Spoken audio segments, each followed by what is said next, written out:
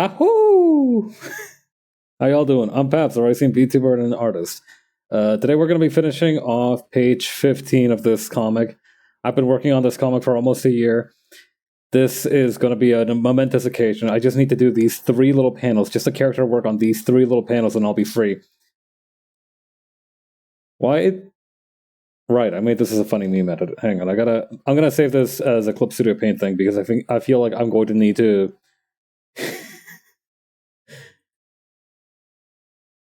God. I don't think we talk. I know that people talk a lot about how awesome Metal Gear Rising was, but I really don't think it's sufficiently expressed just how awesome. Like specifically the last few chapters and the first few chapters of it are. It's a complete nuthouse thing from start to finish, but like the first few chapters in particular always get me in terms of just how much you're expected to catch up to be up to speed with. Especially if you've never played a Metal Gear game. I feel like even if you have played a Metal Gear game, you'll be like, oh, okay, that's Raiden. Right, he got turned into a cyborg at the end of 4. Why is my tablet not working? Son of a... Alright. Hang on. We gotta get a do-over on the Clip Studio Paint. It appears to be misbehaving. What's crazy is that I got a crew of construction workers outside my house. It's like almost 7, fellas. Like, aren't y'all not in a union? Are they exploiting you for wages? Go home. Go home. It is far past anybody's reasonable time to be working. Well, I say that, but I was actually working on some stuff for my day job until just a few moments ago. So maybe I'm not. Maybe I shouldn't throw so many stones within my precious glass house.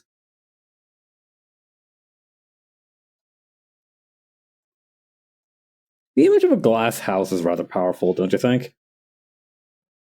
Completely. What do you call? Impractical from every possible point of view, but nevertheless a very cool idea.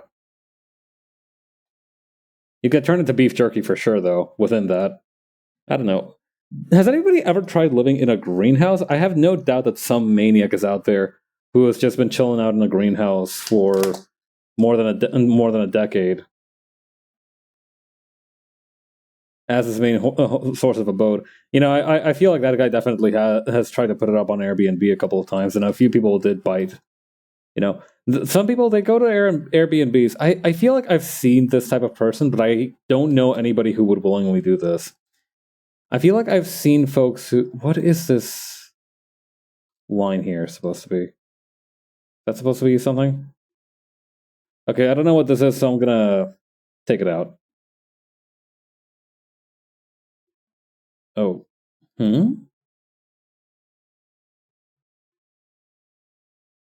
Wait, so it's part of this one? That's super weird. Why?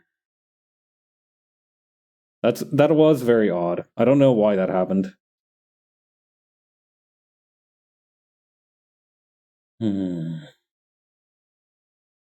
But yeah, I was working on some office stuff myself until just a few minutes before stream. I did manage to get everything done to my... What is this? Oh, it's a little scrap of cloth. I see. I was wondering if it might be the USB stick that Hawk handed him a little while back, but no, I think it's just a scrap of cloth.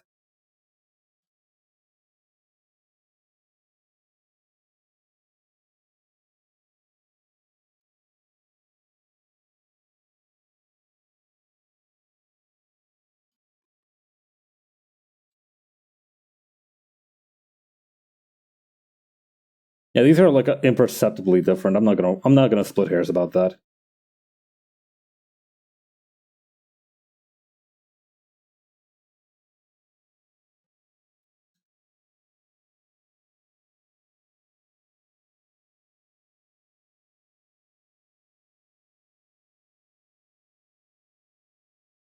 Let's just use this color here for the whites of the eyes.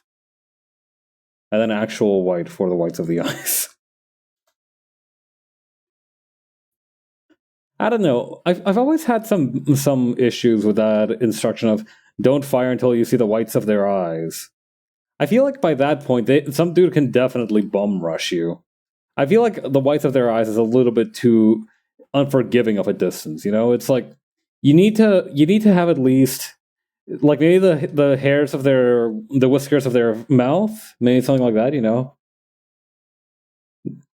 because I'm assuming that most dudes at that in that era had some manner of facial hair.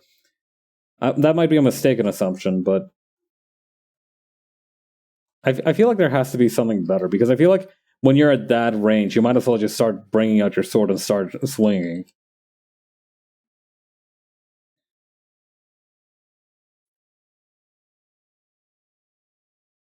Then again, given how I feel like I would be bad enough that I do need to aim until I wouldn't be able to aim until I see the whites of their eyes. I remember playing Ghost Trick a little while back, and in the first leg of the game, you have to foil a bunch of different assassins, right? And one of the assassins is this one dude called Nearsighted Jigo. And his whole thing is that he assassinates people with a shotgun because his eyesight is like that bad. He doesn't have the right, and he doesn't have the 20/20 vision to be a sniper.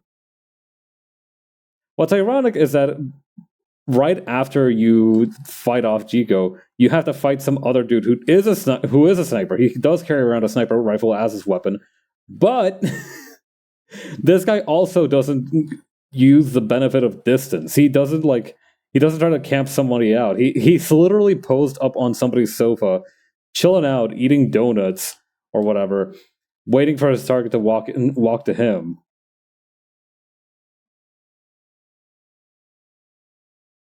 So in reality, neither of them are like proper snipers. I don't know. I feel like that would be a super interesting thing to do. I feel like that was a what do you call a potential story beat that wasn't really explored is to stop a sniper because I feel like I mean it would be a little bit tricky to get an eye on the sniper. I remember that at one point they had to one of the puzzles that you have to stop a guy from getting somebody from getting shot in an office. I don't remember. I think that was like because of a Rube Goldberg machine or something. I don't know if that's a spoiler. I feel like I'm talking sufficiently vaguely, but I'm sorry if it is. Go play Ghost Trick. It's a good game.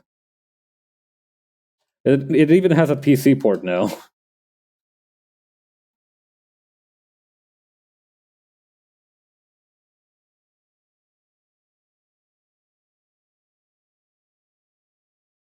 I remember when they eventually ported the World Ends with You to Switch. They also ended up deporting it from iOS. I wonder if they did the same thing with Ghost Trick. I feel like for Ghost Trick, it's not as likely because I feel like if that were the case, people would have made more of a fuss about it. But I feel like I don't know. Maybe the Ghost Trick iOS game is still online. I always had a hard time getting the timing right with the iOS one.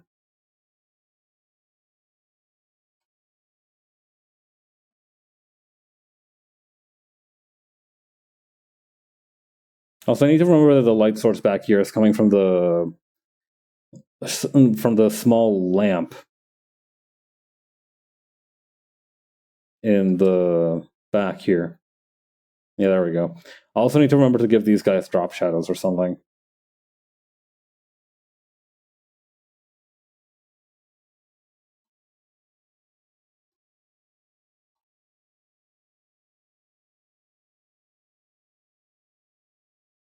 Shout out to this one unhinged person who was trying to do a little bit, who was looking at a Baldur's Gate 3 mod that gave there's like a Dragonborn character you can play in that game where there's a mod that you can give him a fatter tail.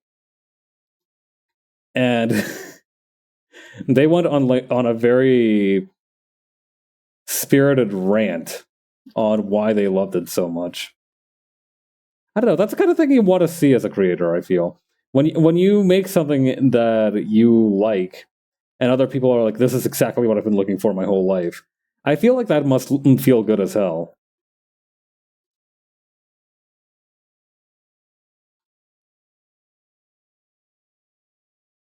I don't know. I feel like that's what's special about being commissioned specifically, or like if somebody wants you for something, it's like it's such a validating feeling to have somebody be like, no, it has to be you specifically that does this. Otherwise, it's no good. I feel like that's one of my goals as a creator is that someday, and this has happened a couple times already, but I want to have more situations where somebody has to go, yeah, no, it has to be him. It has to be this guy that does it. Otherwise, it's no good.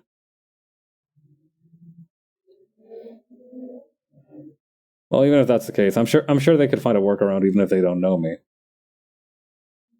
But that's kind of my ambition on a personal scale.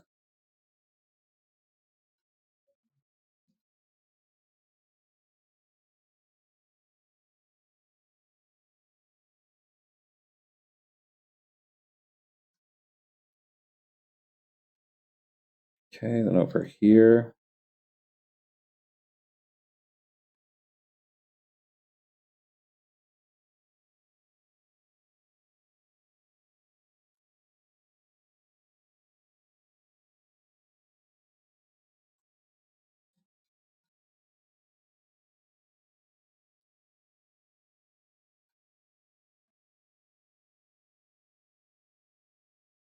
Okay, and then just a little bit of shading here.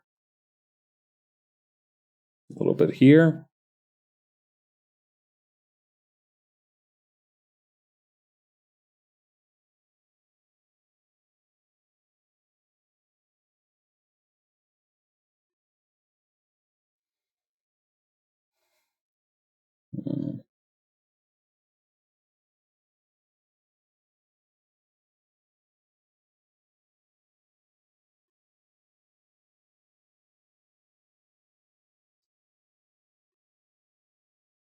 Okay, and then we can go grab the little scrap from here.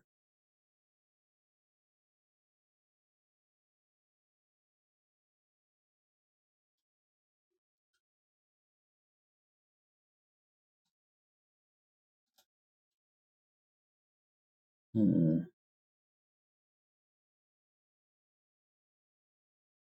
All right, so here's what we're going to do. Select color gamut, this one here. Did I post the go live notifications? Yes, I did. Okay. I feel like that's the one thing that I'm still not very consistent with, is that occasionally I do still forget to post the going live notifications. Tis my goof.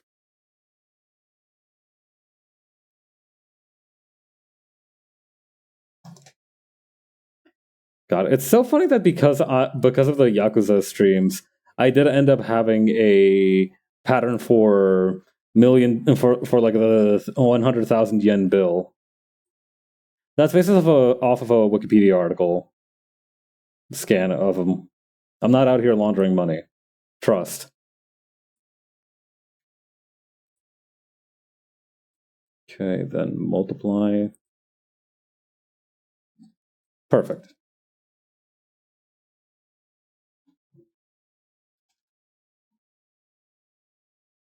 Hmm. Yeah, come to think of it, there's still plenty to do once I wrap up the stream here, but let's focus on what's at hand. Off the top of my head, I still have to actually pack my bags. There's a couple other things I want to install on the laptop that I take with me, too. A few surprise tools that'll be helpful for later. I don't know. I feel like I'm the kind of person who can't be at ease until they've finished packing properly. Oh yeah, speaking of which, I also need to figure out my ticket situation. I haven't actually gotten the tickets published yet. I haven't like checked in and gotten my tickets published, so I need to do that as well. Thankfully, it's super easy these days. You know, back in the day, not to sound like an old man, but back in the day, you did have to print out the tickets and bring those with you to the counter, and then it was a whole thing. Nowadays, you just have a tiny little kiosk, and you can just say, like, yeah, these are my tickets. Let me in. and the kiosk will be like, yeah, sure, sounds good, boss. Like it's crazy useful.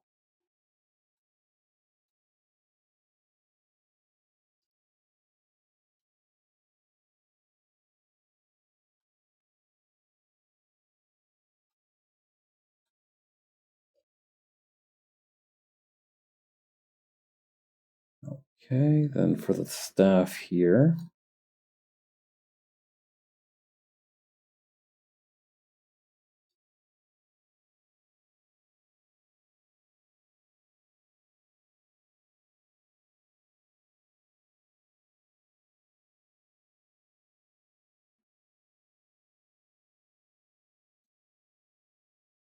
I feel like we could probably get a little bit more aggressive with this. Also, I noticed now that we're on the on the flat slayer, which is a bit of a goof on my part. That's my bad.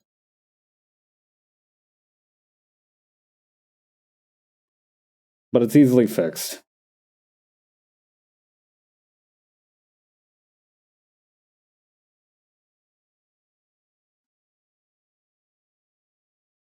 Which color is this? Right, it's for the staff.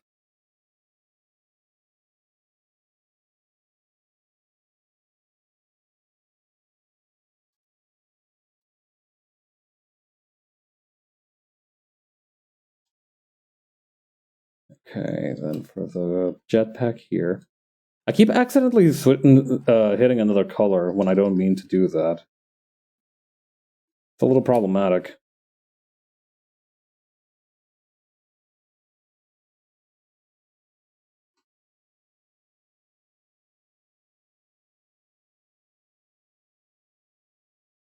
But yeah, I've got a couple other games I want to have ready for the DS. I've heard good things about this one.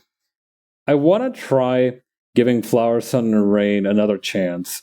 I really want to. I want to play at least one Suda51 game where I go, "Wow, that was pretty fun." Instead of being like, instead of my actual genuine experiences with most Suda51 games, which are me repeatedly going like, "This has so much to fucking say, but it's completely lost on me because I can't stand the gameplay."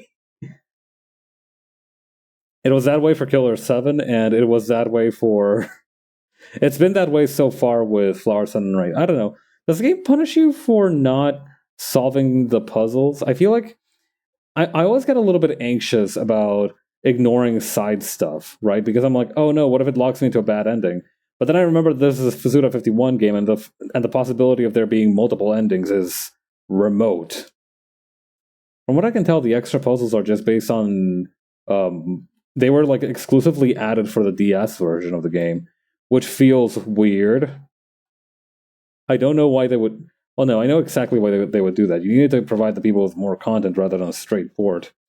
I don't know. I feel like the fact that we've started to have so much issues with media preservation means that now a company can just release a port of a game and everybody will be like, "Oh wow, they're the best ever." And it's like, okay, but like they haven't done anything with it. That's I'm not saying every game needs a remake. I'm just saying that like it's fine to get excited for ports, but I feel like we're like them making the game stat inaccessible in the first place is also maybe not a great look.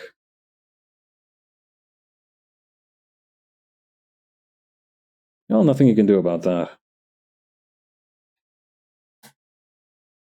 I do wish the Nintendo 3DS was still in print though, or still being manufactured.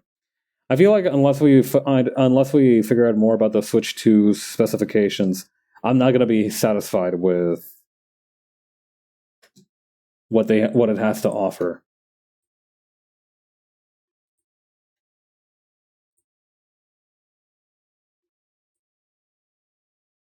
Yeah, they said that the Switch 2. It's still unbelievable to me that they announced this with like a tweet that like the Switch 2 is coming in 2025 or some shit, and also it's gonna have like PS4 level optimizations. Like that's crazy, right?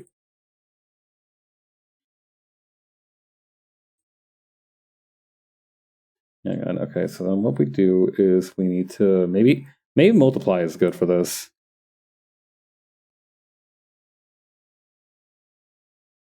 Yeah, that works actually. That works perfectly actually.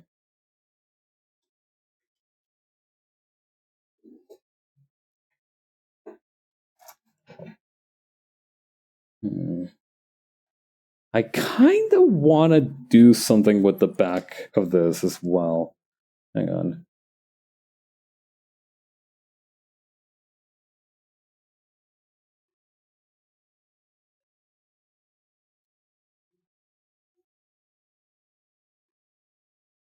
Okay, so if I were to, let's get this space age Herman Miller out of here for a second.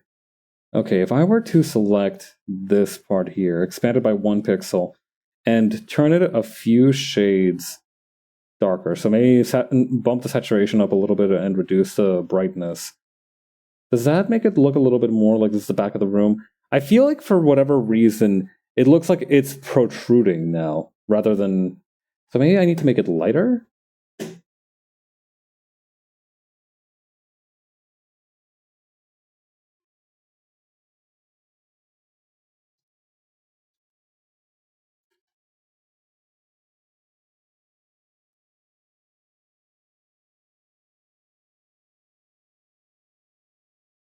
Hmm,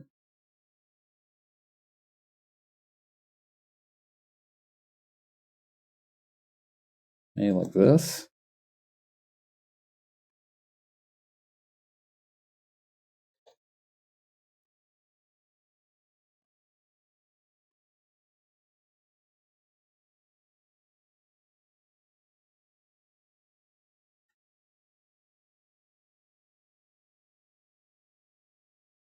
I think I know what's bothering me about it. I think it's the panel here itself. You know, this looks a little bit too much like it's at the very forefront. I think I need to hit this thing with the. Hang on. How would I do that though? Oh wait, I know. Okay, so here's how we're gonna do this. I'm going to add a color here, so maybe like a darker blue.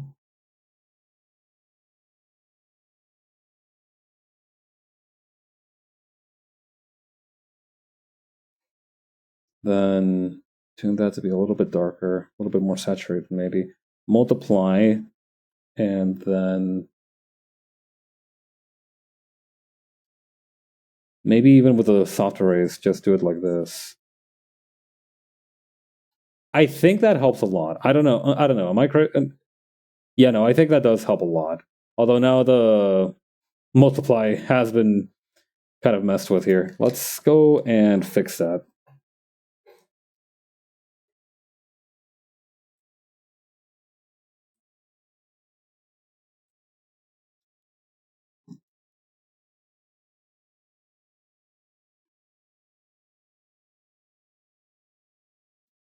Yeah, I definitely feel like that makes it look like they're a little bit further back. That being said, I do also want to, real quick, and pick color from layer right here. I feel like it's actually not darkening it enough now. So maybe if we bump this up a little bit further even.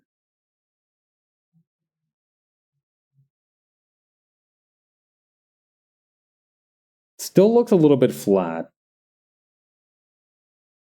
Maybe if we also apply some of it over here. Expand this by 1 pixel.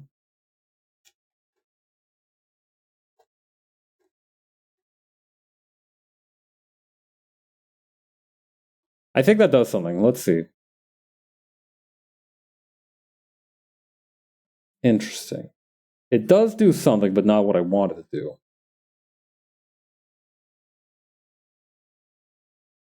Yeah, that's a lot better. I think this is more of a vertical swipe.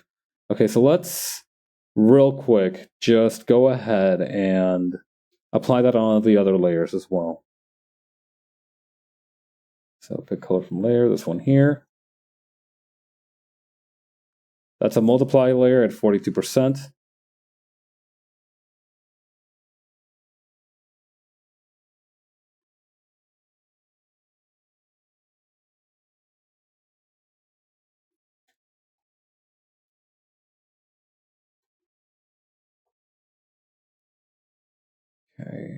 this up. Then do this one kind of vertical-ish.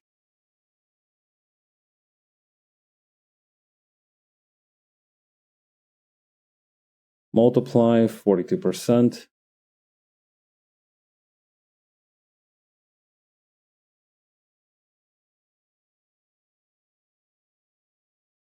And then multiply 42% over here too.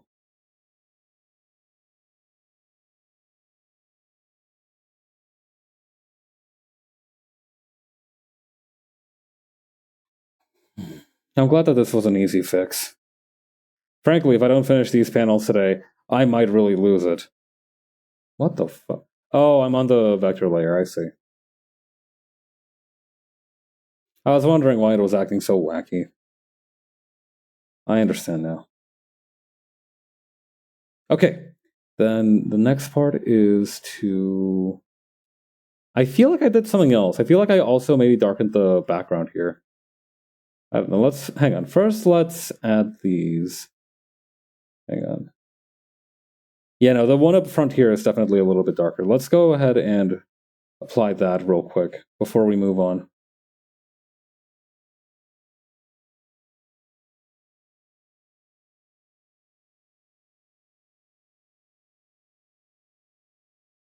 Mm-hmm.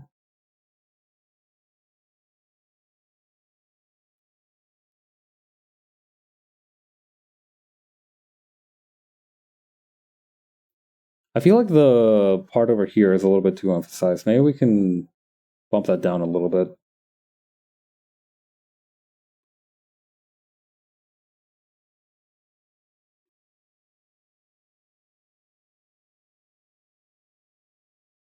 Yeah, I know whether I've locked in or not that day because because at around this time I usually feel like some kind of like strain on my back.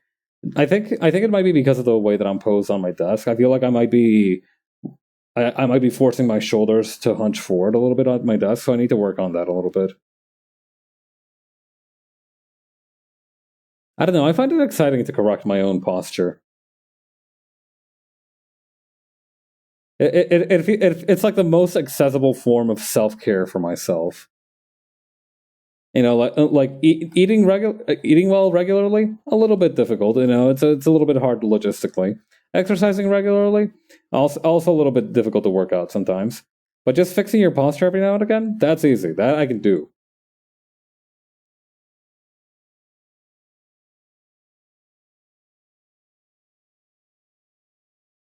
I do understand that you're also supposed to do a bunch of different kinds of stretches every now and again as well, just to make sure your body stays limber. I'm not doing all that though. Not yet, at least.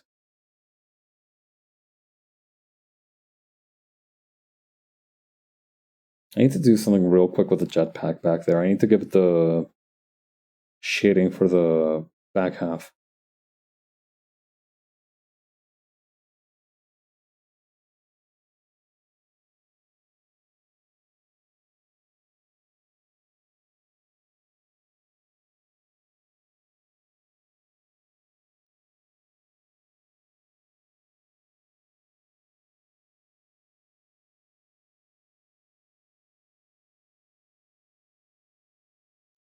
I don't know. I've been thinking of getting more into DS-based visual novels. I've already started Hotel Dusk, which I'm excited to find out more about.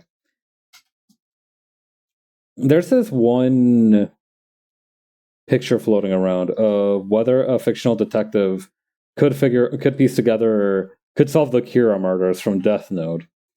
And one of them, and like the axis is could solve the murders, can intuit the mechanics of the Death Note, right? So, for example, battler from Umineko could intuit the mechanics of the Death Note, but his ass could not solve the case.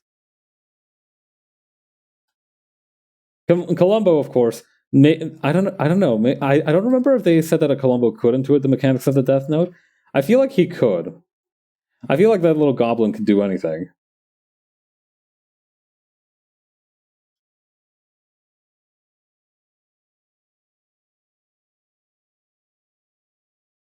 Okay, then over here. Going ahead with this.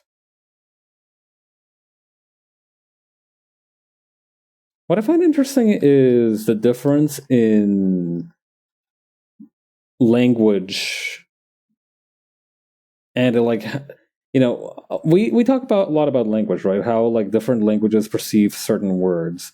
I feel like that's one of the most interesting aspects of that is in like the equivalencies of certain mythological creatures, right? So for example, in Korean, the goblin kind of guy is a dokebi, I think, right?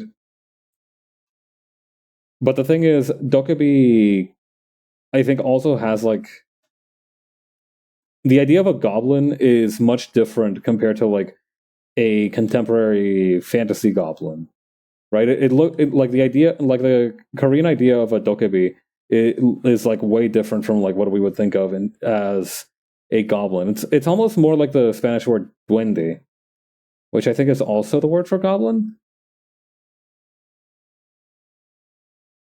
Duende might be dwarf, I think.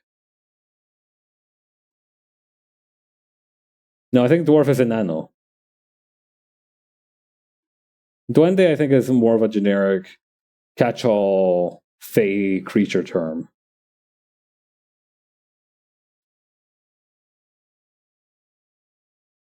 Like if I look up Duende Verde, I should be able to see the Green Goblin from the 2002 Spider-Man movie.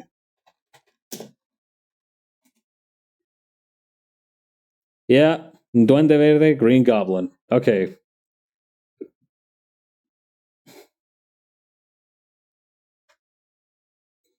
But yeah, given that, I feel like it is an interesting topic of discussion how each language has its own kind of implications for different kinds of mythological creatures. You know, so for example, in Spanish, goblin can mean between like how like you know those like brownie gnomes that not brownie gnomes. I think they're like brownie fairies. But yeah, you know how like there are like house spirits and such in certain European folklore. I feel like it's almost closer to that than the idea of like a goblin. I don't know where our modern perception of goblins came from. Like they were probably some kind of like Tolkien product, if my guess is correct. You know, they must have been some kind of product of Tolkien's imagination, but surely they must have had a basis in some kind of other folklore before that. There's no way Tolkien was the one to invent like orcs and goblins, right? Or even hobbits, really. I mean, I guess the trademark term hobbits is definitely like that guy's creation, but I don't know. I think maybe hobbits really was all him because I feel like I've heard stories of people getting copyright strike for, or getting in trouble with the Tolkien estate for calling their creatures hobbits. So I feel like maybe that one is that guy's brainchild alone, but it's hard to say. Even if that is the case, they must have had some kind of basis in another folklore. There's no such thing as a truly original idea. Even if you're some kind of world building big brain genius like Tolkien.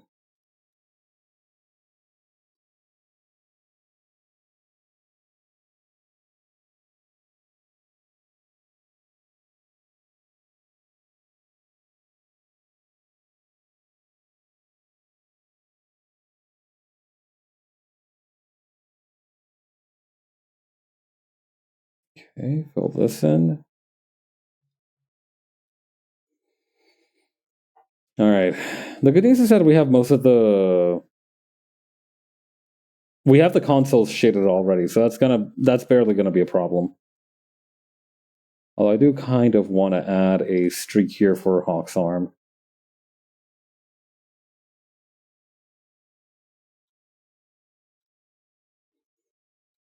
Okay. Oh yeah, also something for this. I think if I go back here, I should be able to catch a glimpse of the dark color for the spaceship, which is what's going to be needed here.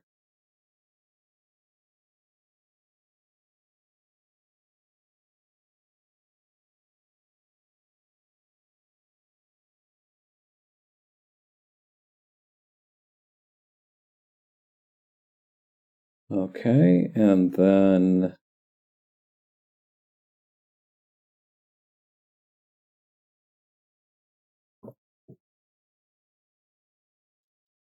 we can just shade this glove.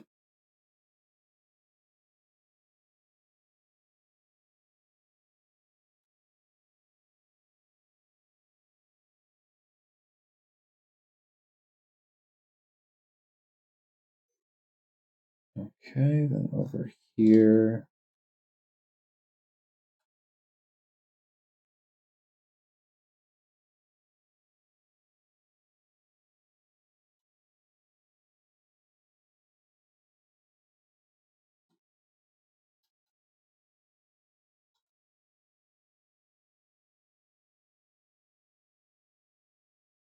Okay, then over here.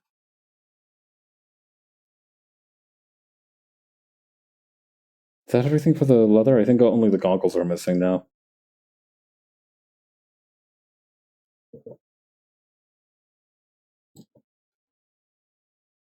Let's shake the helmet real quick. The good news is that this one's not going to be that difficult. It's just, yeah. I love it when it's nice and easy like that.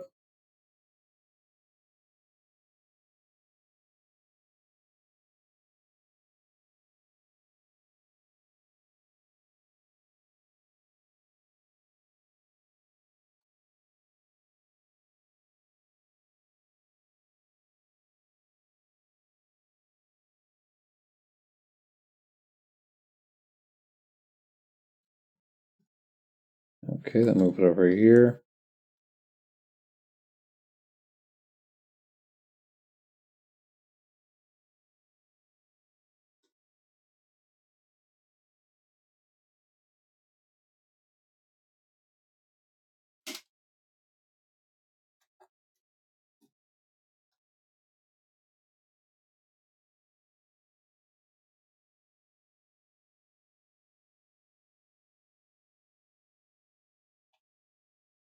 Okay, so I think what we're going to do here is we're just going to grab a slightly darker color to make a secondary shade here.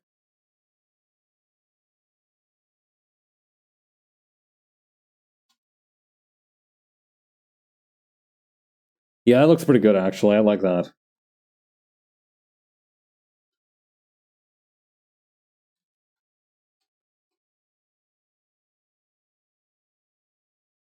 Also, just like this, we're just going to add a little bit of shading to these holes.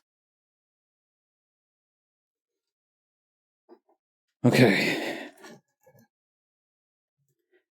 The good news is that a lot of the stuff that I still have outstanding to do, some of the programs that I wanted to download, I can probably do that once I touch down on my destination. That's the good part, that I am not necessarily on a timer that where if I don't install them now, it'll be game over. I think that is something I'm going to have to assess. It's just like the urgency of some of these. Like some of these I can definitely only do from home. For example, packing my bag. But some of these I can probably do once I'm down.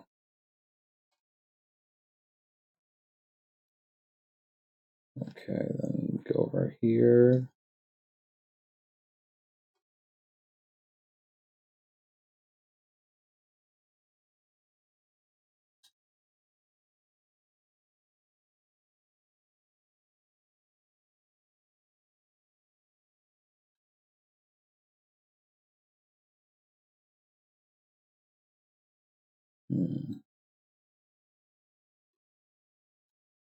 Yeah, keeping the bottom half here fully shaded, I think, is the right move.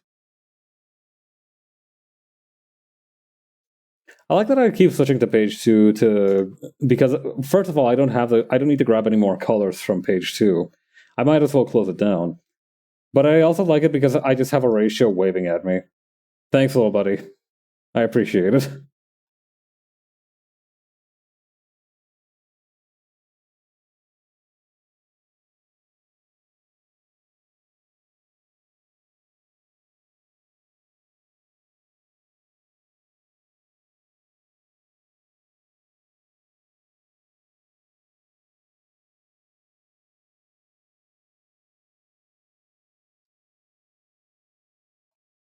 Okay, then over here.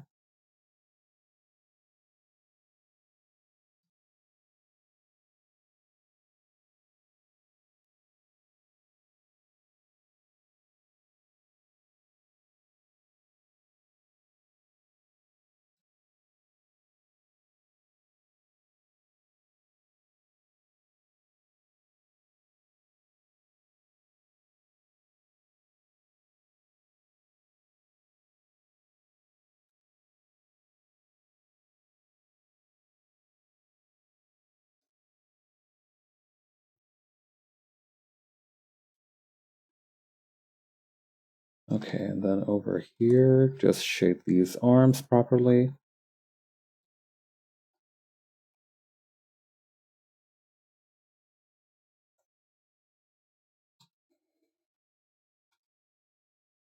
Okay.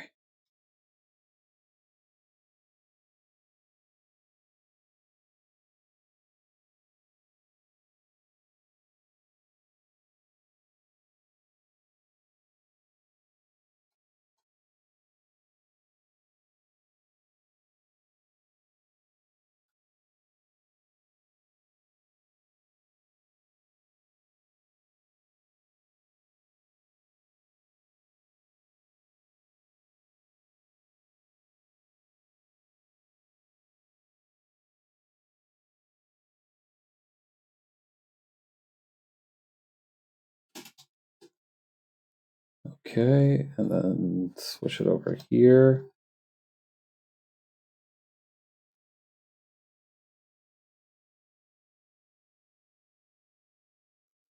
Awesome.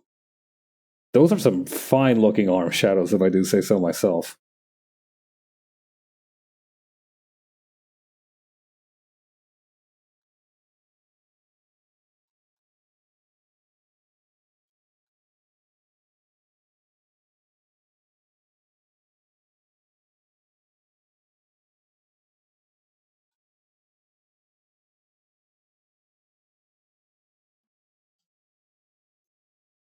Let's just use the shading on the goggles for the shading on the lighting of the jacket.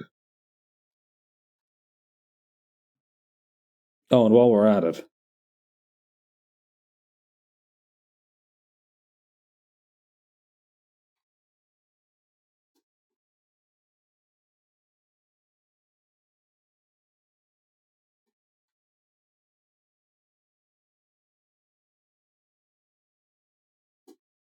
okay, now we're gonna have just a very angry looking splotch there.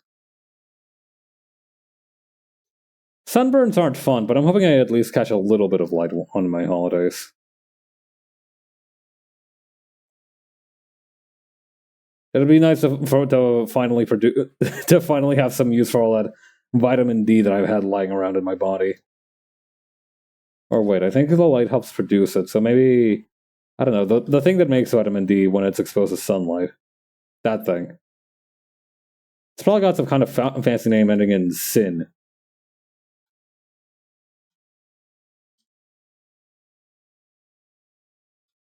You know, a lot of people talk smack about, oh, this one has products you can pronounce. But honestly, I know that if something shit has something like turbo thermohydroxin in it, I know that shit's gonna do something, right? Like I feel like on like if I it just says like ginger extract, I'm gonna like, oh, okay, I guess. But if it says some shit like turbocapsaicin or or some such like that, I'm like, okay, now this means business. It's probably not a good idea to base my potency off of how complex something sounds, because I feel like that's almost like the other extreme of the intellectualism that that kind of occurs with the ingredients you can pronounce. I'm just saying when it sounds like something has been conjured up in a lab by people in lab coats, I expect it to do more heavy lifting.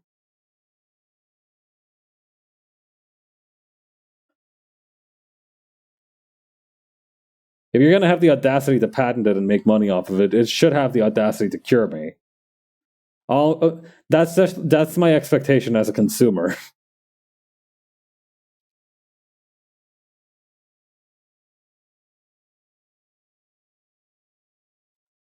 Okay, I think this panel here is done. I'm gonna take a quick stretch. Drinking that dihydrogen monoxide. Yeah, me and the homies getting completely messed up in the club over dihydrogen monoxide. Getting completely wasted on it.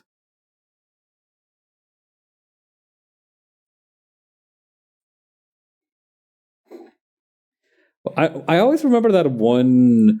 I don't remember if it was a Tumblr post or something else, but there was this one thing that was like dihydrogen monoxide is one of the most dangerous substances on Earth. It will erode your sense of taste. It will everybody who's ever drank it died, and it turns out that it's just a fancy name for water, and obviously that is the punchline, but at the same time it's like, all right, so you got jokes, huh? So you got jokes.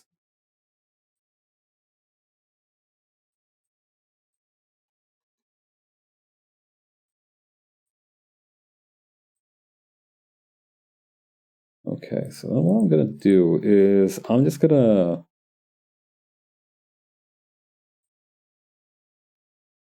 hang on.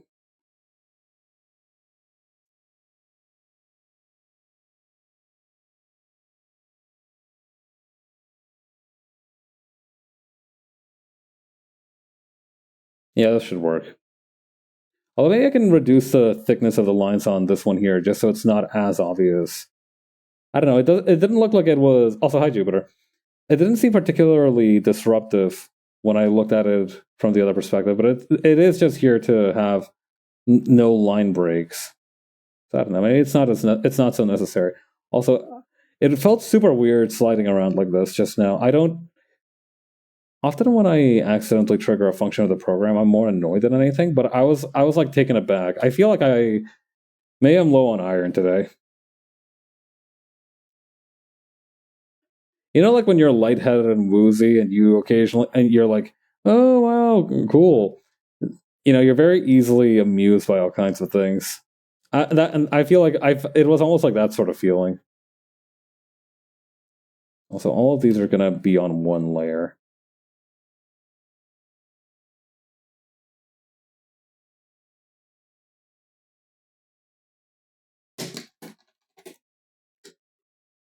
Okay.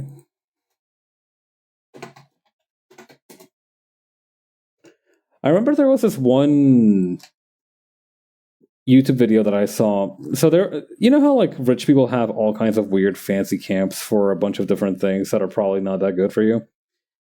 One of these, you know, like for example, like a raw water camp or something. You know, like a raw water retreat. I think that's what the word they use, retreat. That blood orange moment where it's like, oh, they're going on a retreat. So fucking pretentious. It's camp. You're going to camp. That is definitely going to be like my go-to move if I want to piss off whoever I'm talking to, and they're like, "Oh yeah, so I was on this sweet spiritual retreat. Oh, so you were at camp? You were at spiritual camp? I don't know. That feels a little bit mean. I feel like we don't see nearly as many spiritual retreats these days.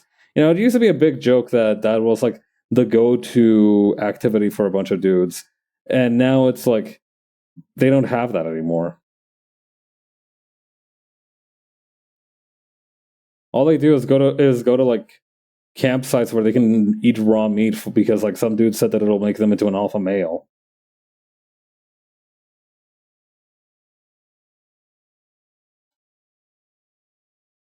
I still don't understand who the hell came up with like the whole thing of eating raw meat. Dog, you do not have the correct food administrations to be acting that way.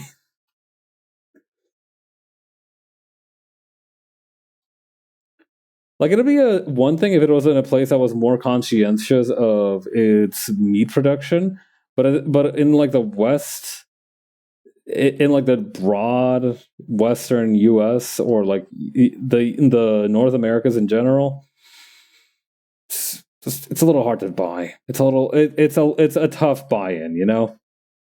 Like there's some ideas where you're immediately like, I'm on board. This is not one of those. This one, you're gonna need to sell me on this one a little bit more, I think, if you want me to be behind that.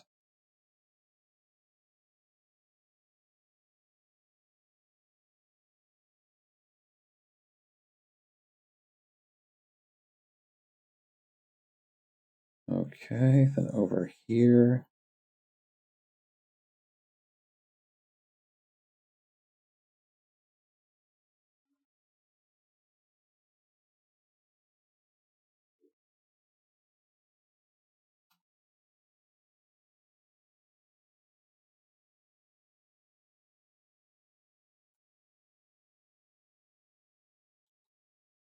Okay.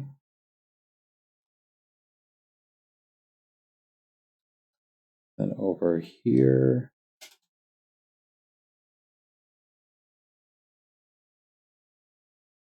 Could probably use the color from the pants on these little puff clouds here.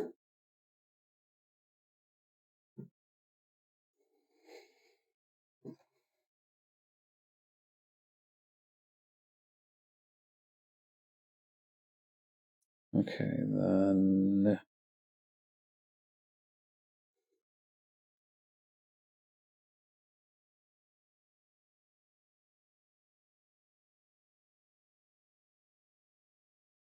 I need the red on Hawk's goggles. I think for this part here, I use this kind of darker blue.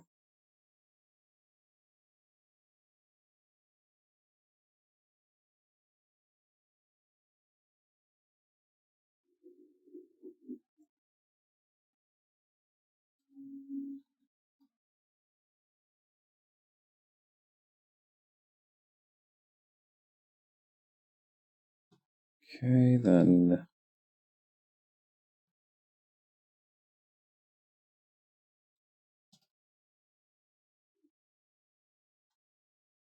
I bet I can get away with just fully shading this arm back here. Well, that's going to come with the downside that I can't shade the border and the edges of this, so it'll look a little bit like.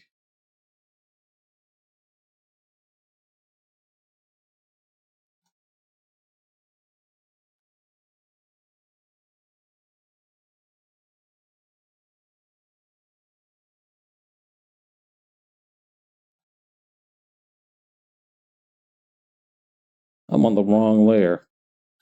I don't need to be shading just yet. Or I guess I can actually start, can't I? I guess at least on Hawk I can start shading.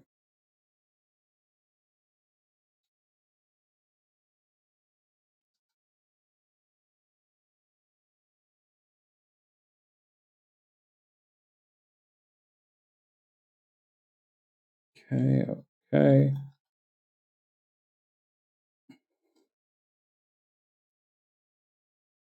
Add in this part here and this part here.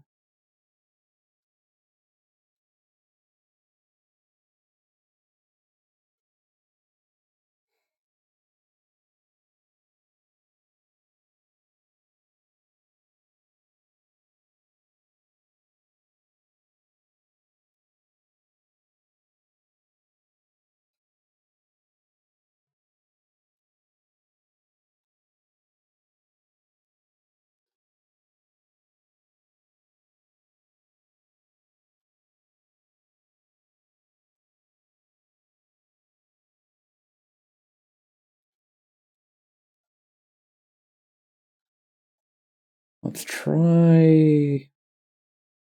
Nah. Let's leave that part there alone. Maybe just a little bit, you know? Just a tiny, minuscule quantity.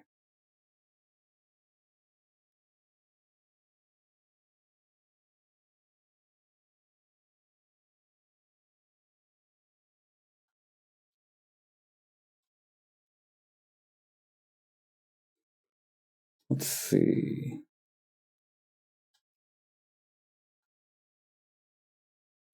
It is such a bad idea to be doing this on a single layer.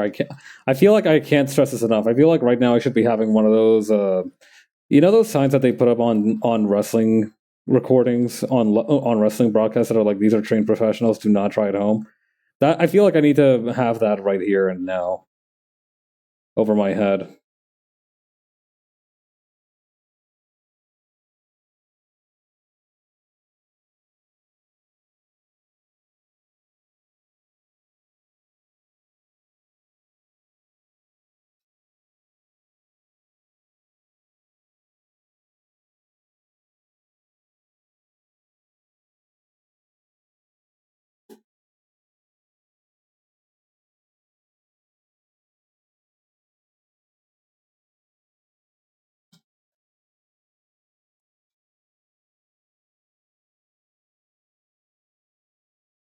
Okay, then add this one here and this one here.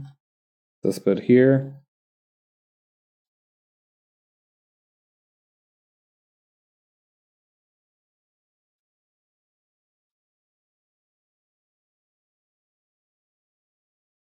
Maybe a little bit right here of a shine. No, that feels weird. Maybe like this.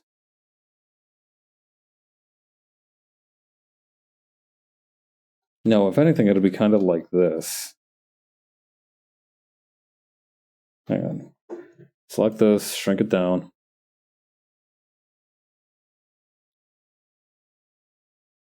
Nah, I'm just gonna keep it like that.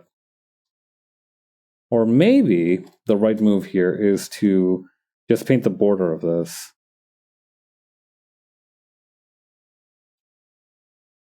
No, that looks bad also. Let's just not. Okay, don't mess with don't no need to mess with perfection.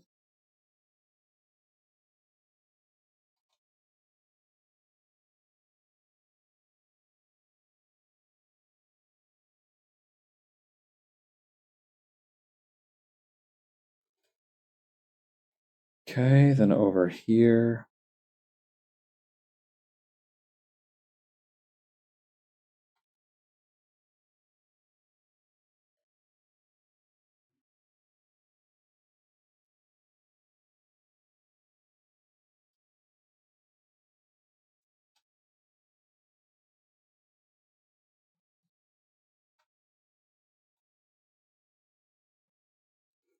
That looks right.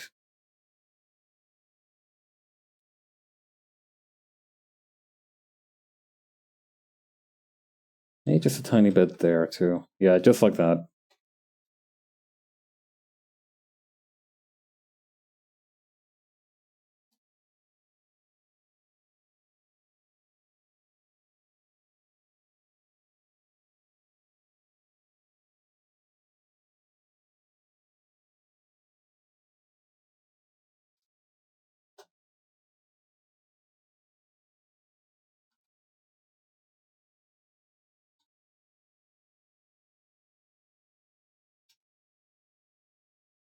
All right, we need to have these a certain way so they don't look like they're outies rather than innies. The proper term is probably either convex or concave, but eh.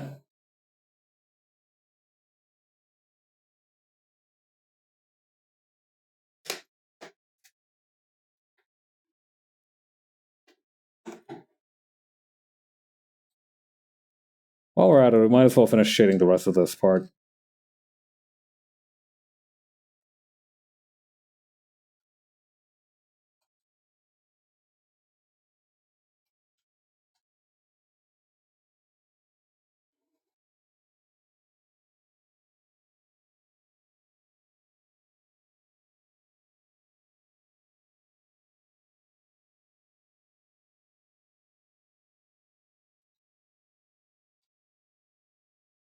Okay, then the next part is gonna be probably the skin. Or actually, I should probably finish doing the rest of the leather.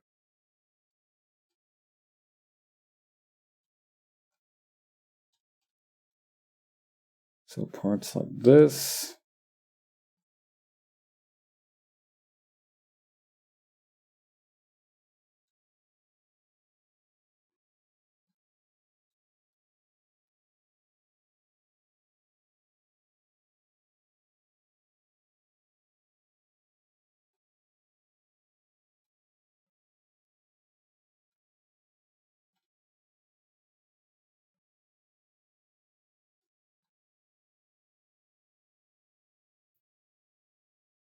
Maybe a little bit something here for the collar.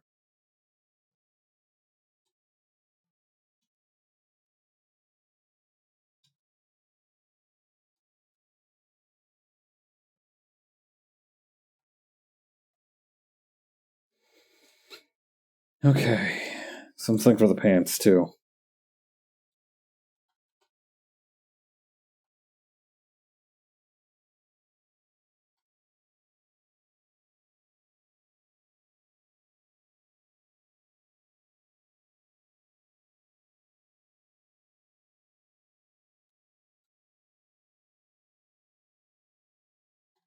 Alright, so what we're going to do is that we're going to leave that layer alone for now. And we're just going to focus on the background layers here. With a ratio and the rest of the suddenly acquainted with the Gravity Gang.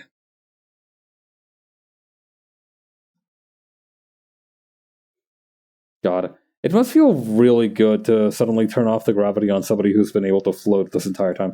You know, like I'm just picturing those characters in video games, right? Where they are just like nonchalantly floating all the time. What if like one day you just cast them with this spell or something?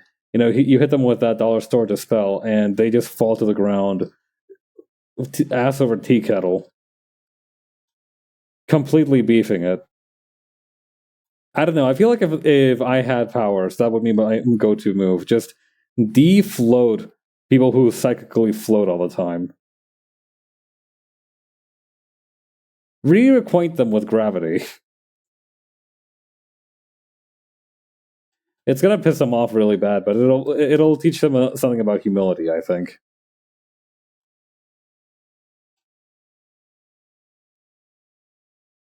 Nothing quite keeps you in your place, quite like remembering that gravity exists. You know, you think you're hot shit for a minute, but then you remember that you're still at the mercy of one of the fundamental laws of the universe, and you're like, perhaps I'm not as powerful as I had previously considered. You know, it's good for you.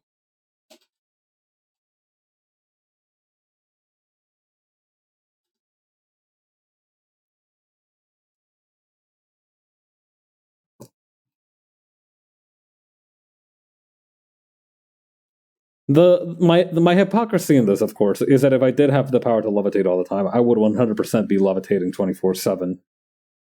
Assuming it's not like a physical strain thing and I could just like have it on, I would definitely just be that guy who levitates all the time. That is my greatest hypocrisy. I would like to prank levitators, but if given the opportunity, I would become a levitator myself.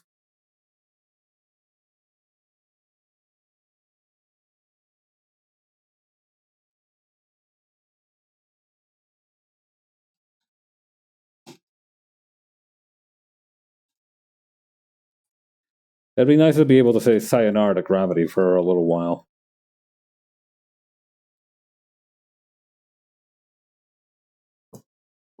Although I don't know, maybe I feel like gravity gets a little bit of a bad rap because it's one of the most easily observable of the fundamental forces. You know, any old idiot can drop a ball and see it fall to the floor. That's easily observable and therefore accessible. That's why gravity gets so much flack in terms of like, oh, it's always like pushing down on us. Oh, it's preventing further travel into the reaches of outer space. Oh, it might eventually attract a meteor towards our direction, and there's nothing we can do about it. Wine, wine, wine.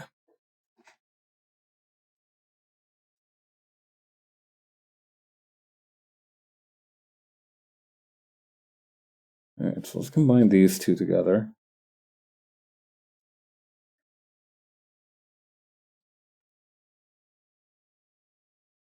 I think we have everything we need for these guys here.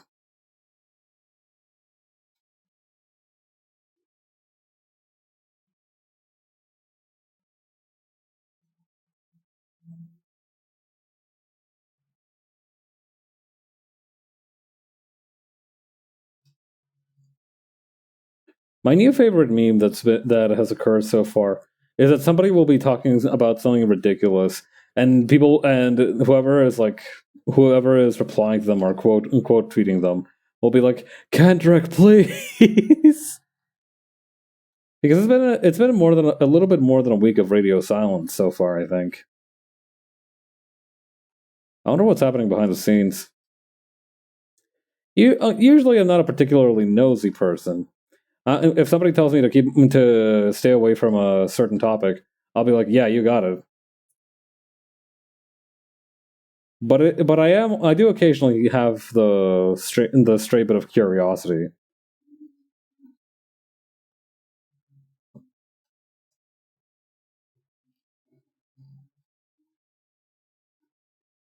I'm entitled to it. I'm entitled to a little bit of curiosity every now and again.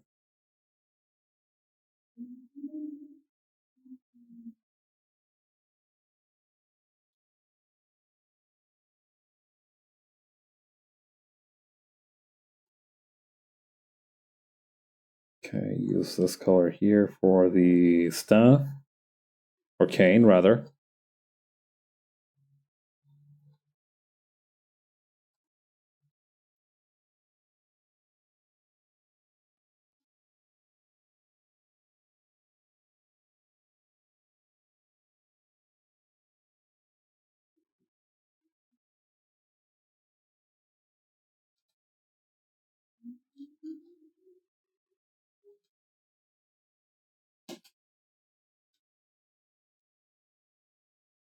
Okay.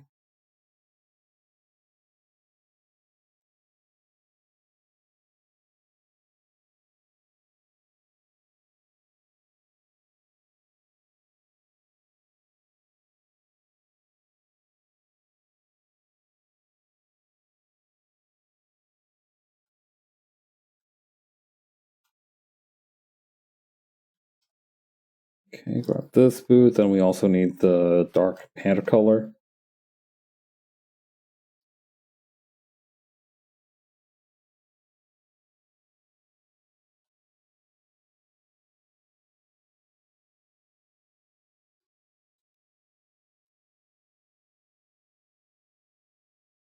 I think my favorite part of this panel is that I don't have to draw ratios glasses or the color or add the colors to them. I don't know why it is, but that seems to be the consistently hardest part for me is figuring out. Not even hard isn't even the right word. To me, it's like the most irksome is adding glasses to a character. Like my day will be so fine, and then boom, prescription lenses.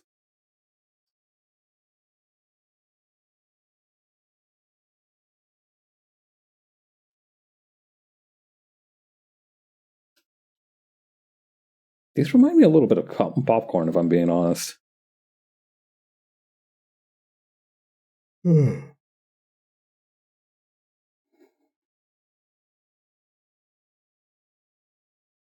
go ahead and add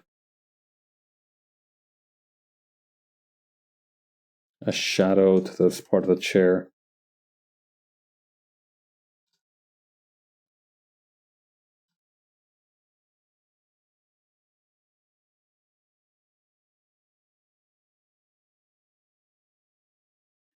Right, the next part that I need to do is the actual shirt shading.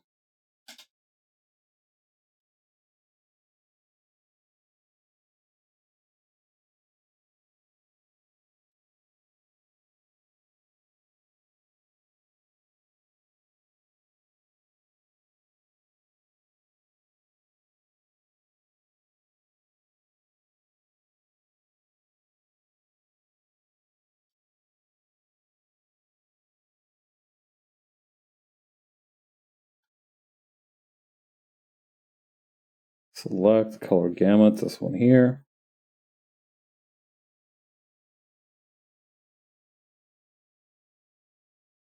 Procurement.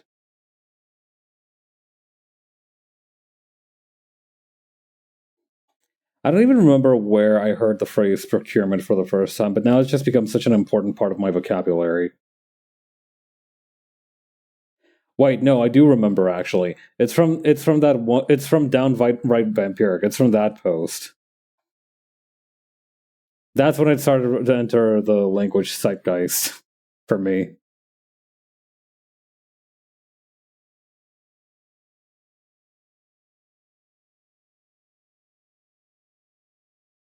You also need to go back a couple pages to grab Emelian's colors.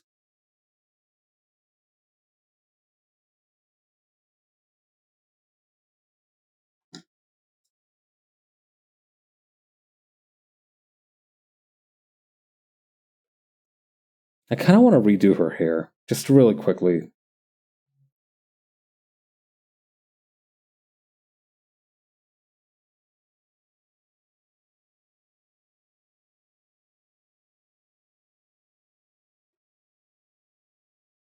Okay, then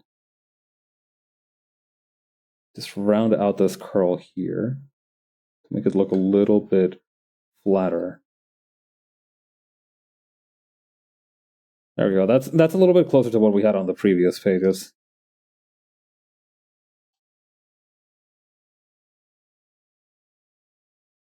What I might do as well is to just, and I'm wondering if this is going to work, right? There's no guarantee that this will work. I want to see if I can just kind of reach over and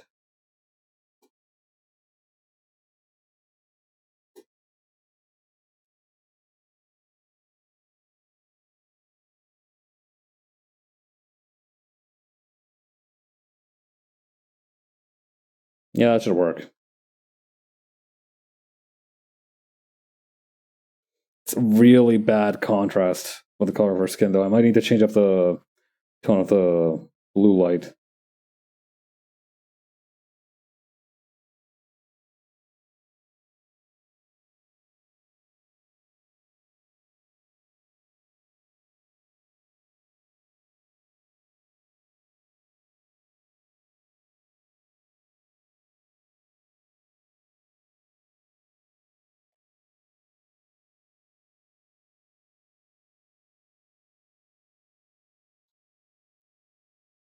Okay. Now I need to go back to page 10 even for her eye color.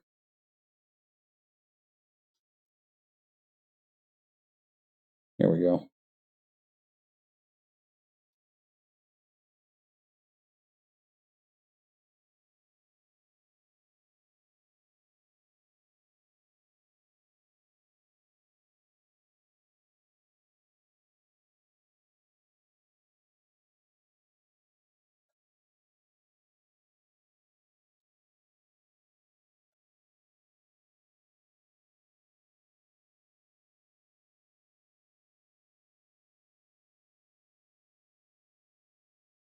All right. Now for the time being, let's try and find maybe a color that's like less contrasting with this one. Maybe like a yellow.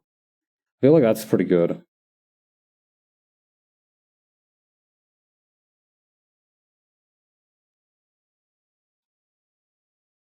The other day I saw a picture of somebody preparing the talking heads for Fallout 1, and I was impressed by how big they were. I didn't expect them to be I expected them to be claymation models for sure, right? I didn't expect them to be fully computer graphic renders. But I was surprised the scale of them. Like they were like actual bust excuse me. Actual like bust size sculptures, which was very impressive to me. No, do not close this page. I'm not done. I'm not done.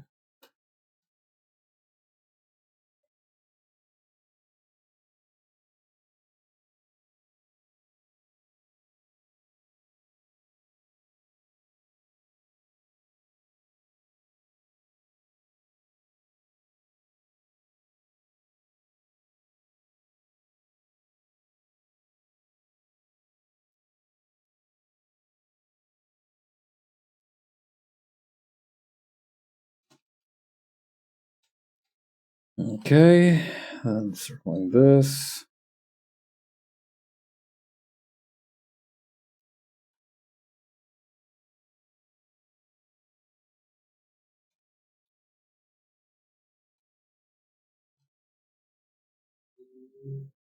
Hang on, maybe I can do something here.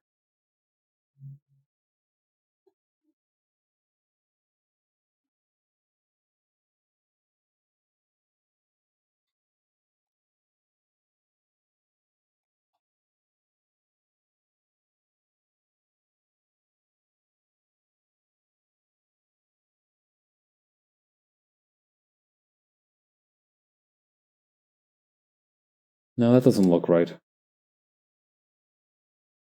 If I just remove the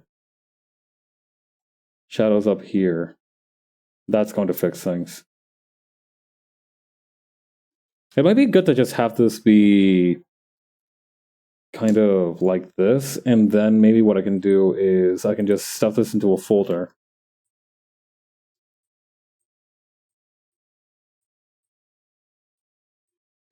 Duplicated. And then merge this one. So that way I can go in. I have a fun glitch tool that I can use for this kind of thing.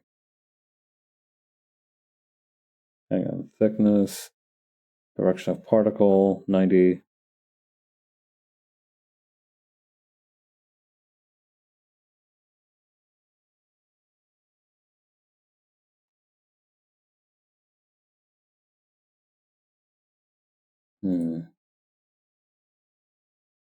I can up the particle density a little bit too.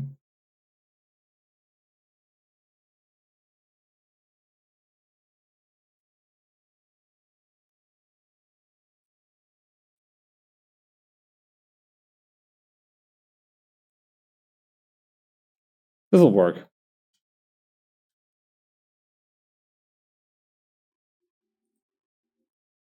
Maybe even with like some kind of, hang on, filter, generate, or actually, hang on, expand by a few pixels, or by 1 pixel even. All right, render Perlin noise, lower the scale of that.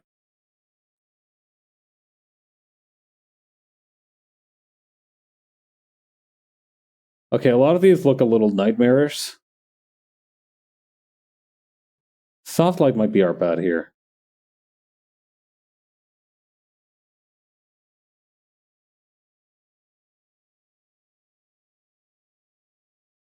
I like this one.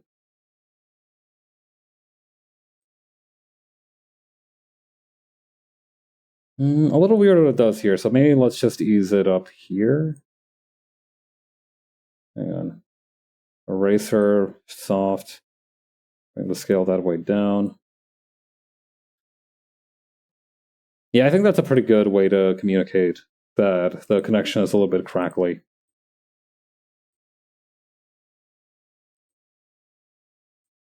Okay, I think this one is a console, so let's go ahead and add a bright purple.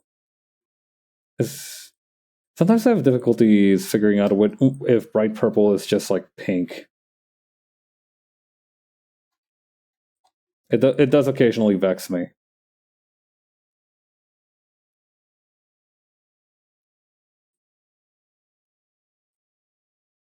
Okay.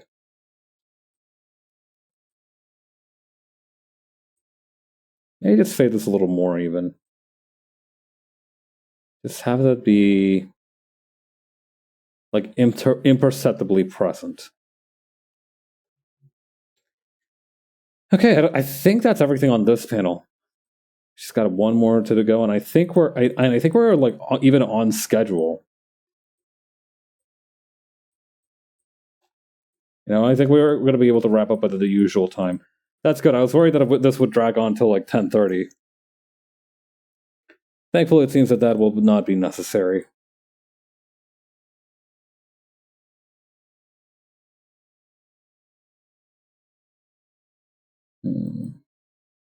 Okay, so here's what I'm going to do for this part right here.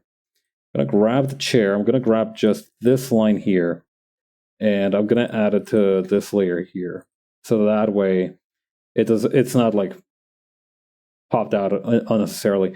Also, before I forget, right, these dopes. I have to do something for these guys.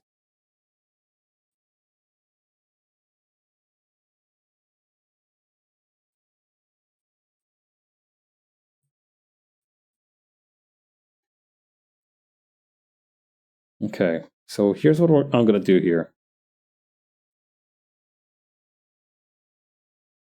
Scale, rotate. Don't keep the aspect ratio. Then bring this back up just a little bit, and then fill it as a darker color to this. So maybe just this.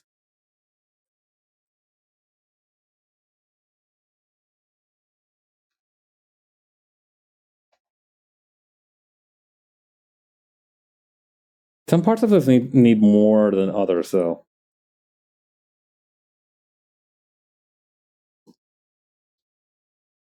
For example, this part here would greatly benefit from being dropped down more. Conversely, the parts back here need to be backed up a little bit. As a matter of perspective.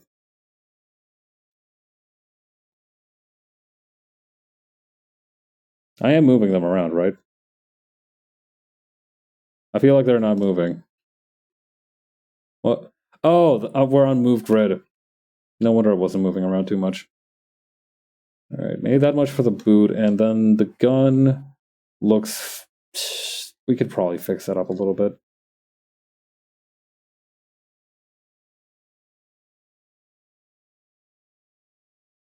Alright, let's move this up a little bit.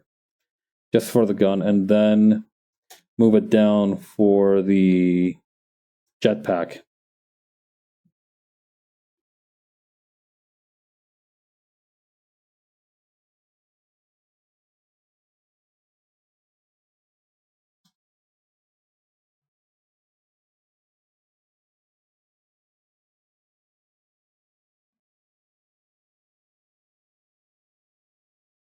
Okay, then adding this one here.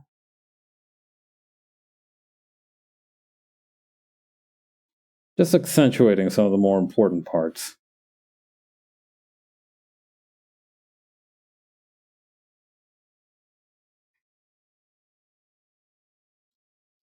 Alright, that should be good. That's about it for this panel here. And the next part to do is...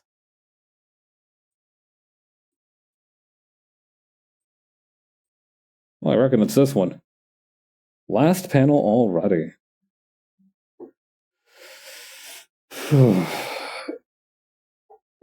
Just taking a quick stretch. I encourage you all to check your postures, check your watches, check your fire alarms, check your carbon monoxide detectors. You should do that at least once a year to make sure you're not turning into Poison Junior. Come to think of it, it's been a minute since my building has had its last inspection. I think they recently had an inspection of the fire alarms, but not the carbon monoxide stuff.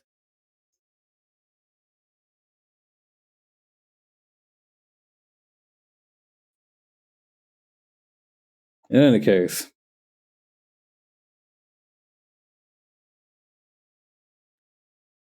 yeah, we're gonna need to do these on separate tiles.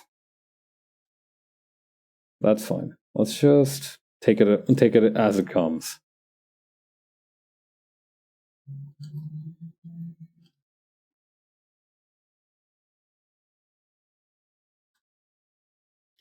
I remember back in I don't remember if this was middle school or whatever or what have you, but no, this was definitely probably in middle school. I had a classmate of mine who was trying to like tell me to, you know, I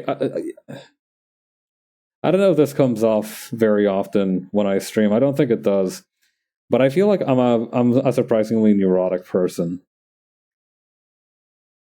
I stress out about small things when I really shouldn't be, and it used to be worse. I've actually gotten quite a bit better since I was young. In some aspects, I haven't improved at all, but in some aspects, I have. I like to think that I've improved where it's important. In any case, I used to be a pretty neurotic kid, and one of my friends was trying to tell me the phrase, take it as it comes, which essentially just means if you can control it, it's like that sort of a sentiment of If you can control it, then you can do something about it. If you can't control it, then it means that you can't do anything about it. So you can just relax as well. It's one of those kind of affirmations of autonomy, if you will. He was trying to teach me that phrase, but the problem is that never heard of it before in my life. And when this guy realized this, he was like, like that song, "Take it easy, baby, take it as it comes." That confused me even more because I didn't even know what song that was. Just a very poor amount of communication all around. It was kind of impressive.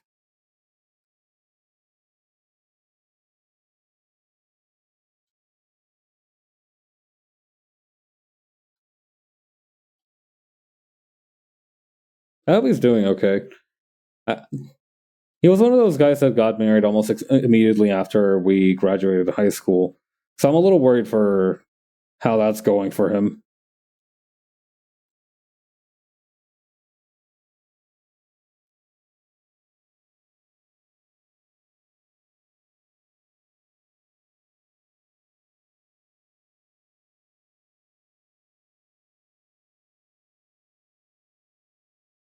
I feel like the normal age to get married is always going up these days.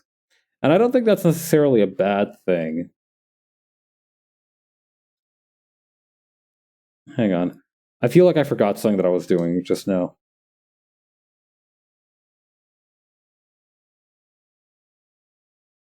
What was it? Maybe that I forgot to shade one of these boots? Is that it?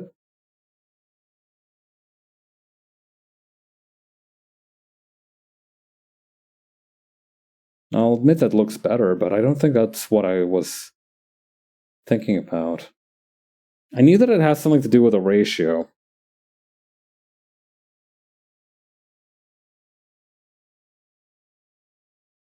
Maybe it had something to do with Hawk? Right, the skin lesion.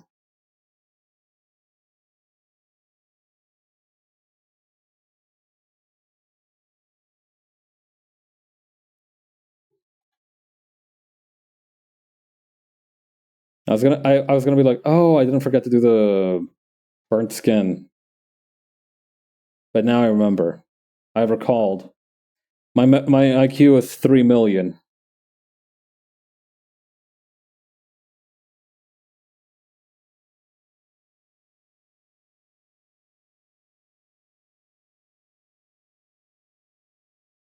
Okay. Now hopefully I'll remember that on this panel too.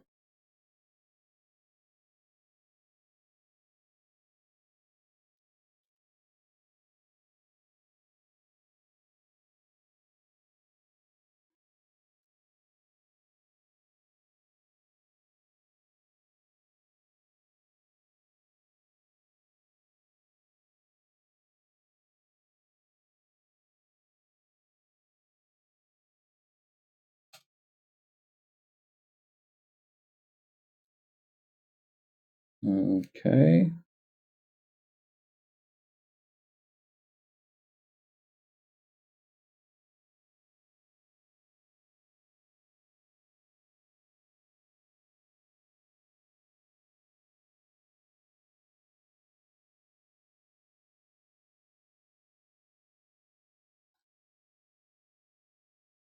Let's see. Erase this part and this part.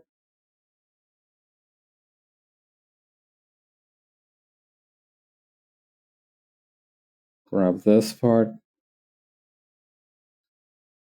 Take this color.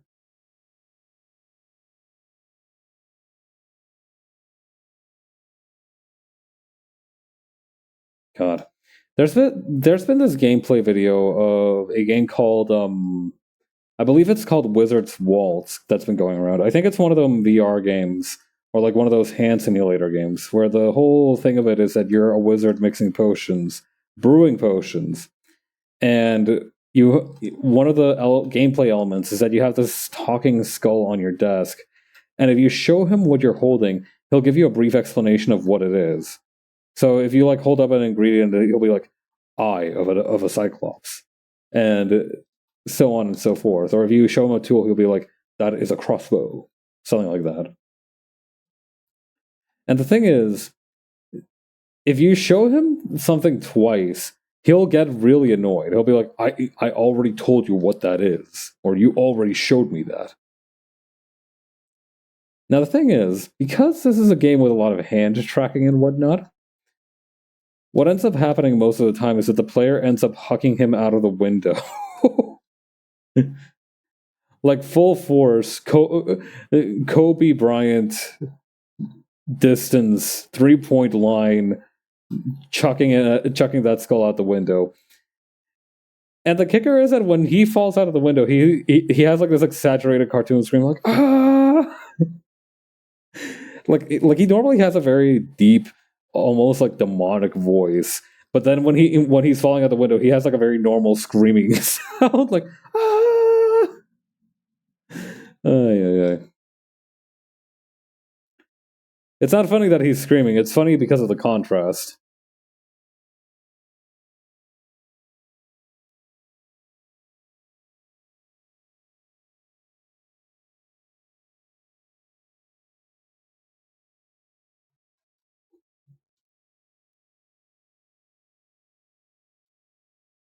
I mean, I think it would still be funny if he screamed if he scrumped in his normal deep demonic voice. But I think because it's such just a voice type so suddenly, I think that's also a good moment of comedy. That's a good example of how comedy is about subverting expectations. I don't think he can get back up either. I haven't seen any of these videos where the guy gets back up. I think you need to either like restart your game or summon him back somehow, which I think is pretty funny as well.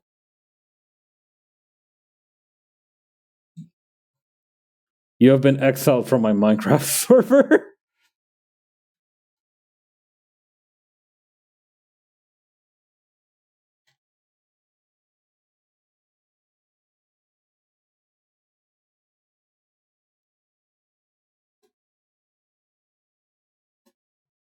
Okay.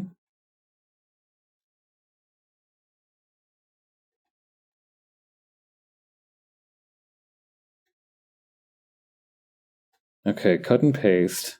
Then that way, over here, we can just select the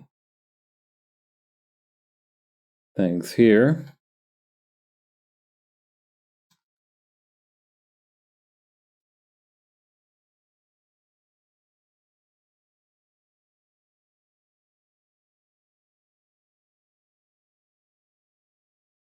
Okay. Multiply, right? There we go. Yeah, clip layer and then multiply.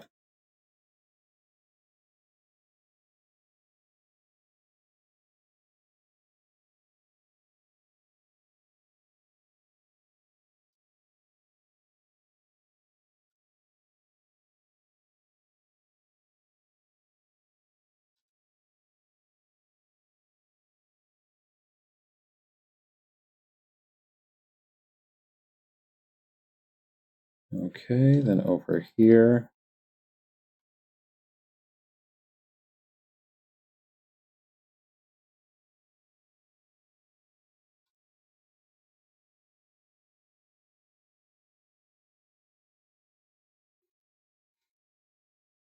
Very good. Next up,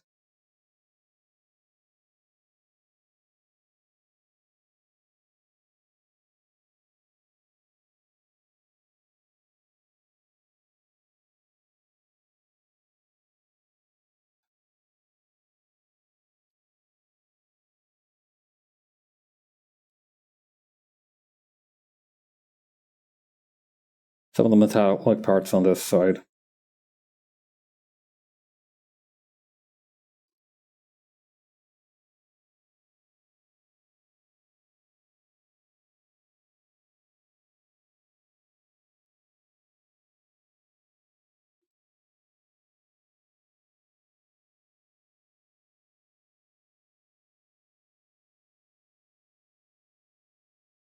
Okay. Then over here.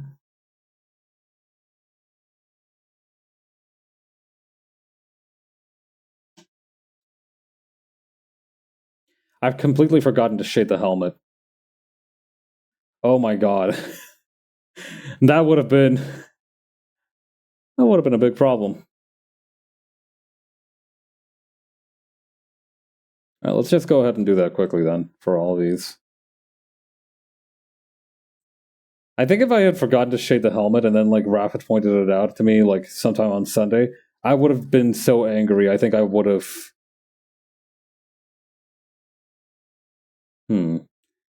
I'm trying to think of something that's like sufficiently comically implausible yet relatable enough to compare my anger to.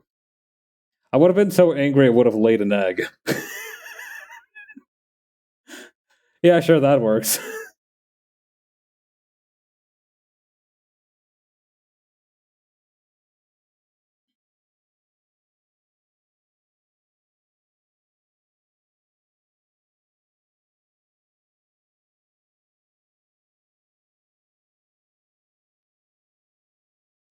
Add a little bit there, and then over here,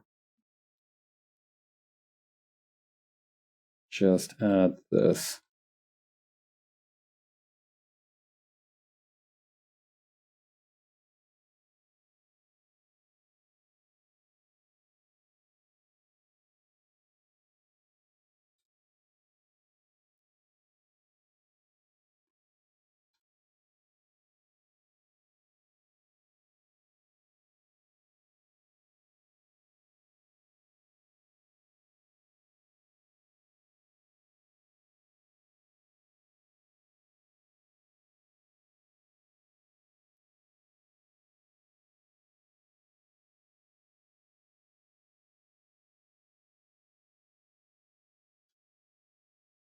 Okay.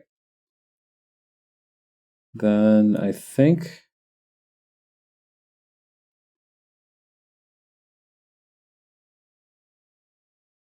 the rest of what we need to do should be over here.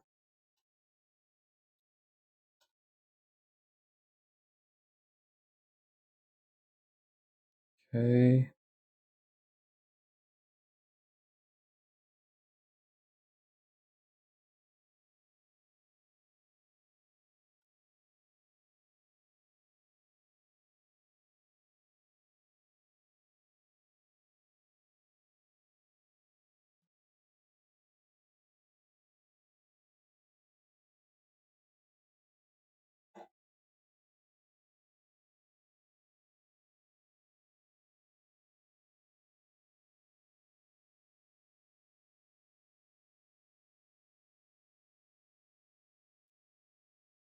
Yeah, I think that's the right number of holes.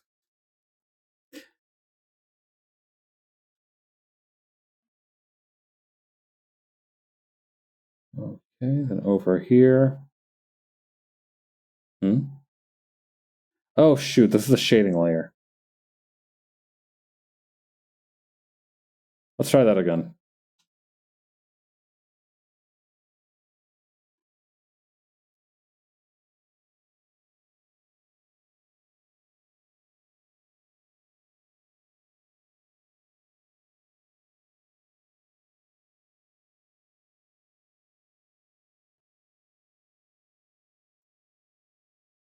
Okay, and then the thing we do is mess around with the light with the shading. I was about to call it the shadowing.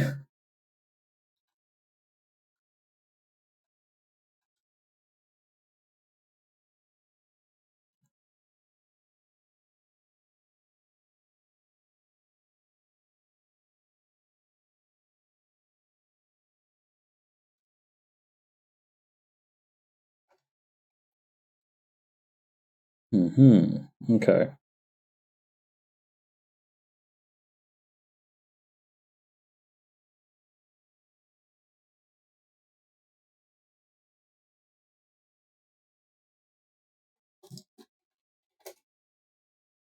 Okay. Right, I'd forgotten that I had gotten really mad about this because I had included everything in one layer. Why did I do that? Hang on.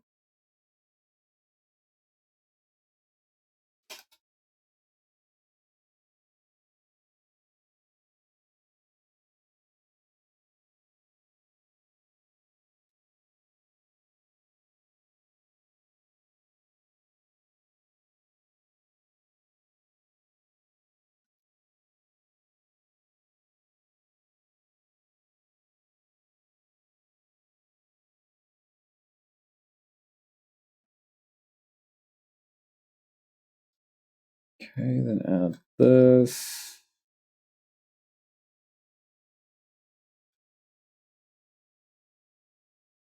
Take this.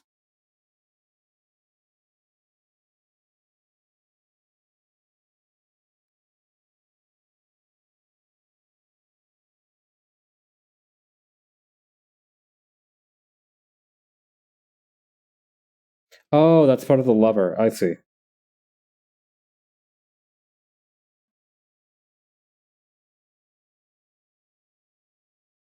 Okay. So we're going to be using this color for most of this.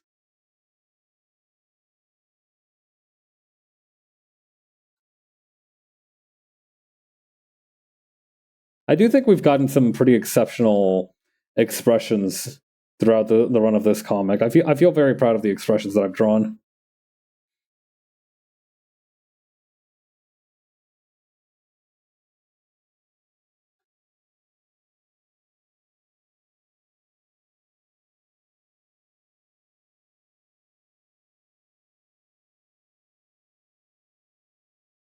Actually, first I'm going to draw the eyeballs.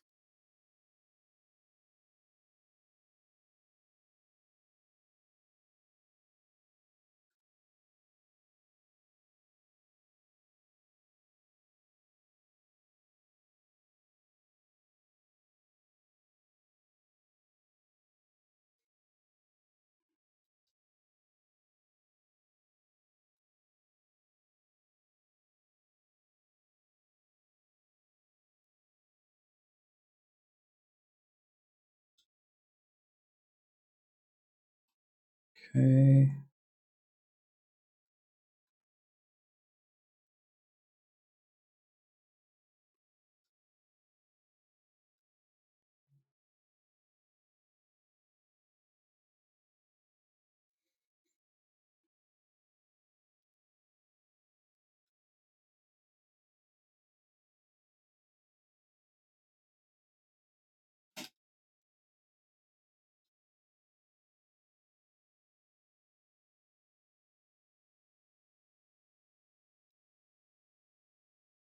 Right, just a little bit of a few small patches of skin, and we should be ready to begin the shading process.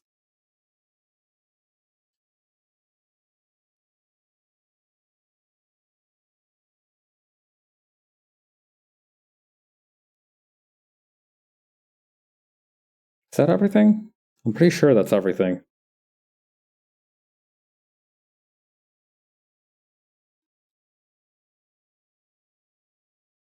Before I forget, though, I do want to go back into here and maybe add a few action lines.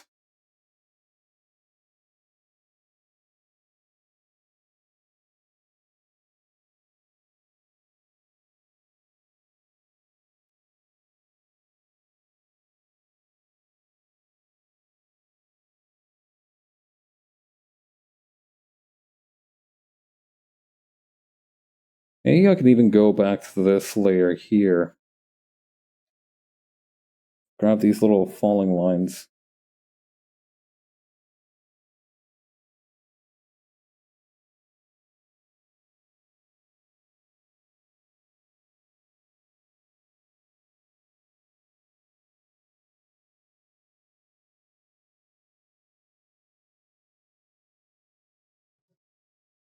Yeah, that looks pretty good. We can also get rid of this side menu for the time being. It's been up for a while.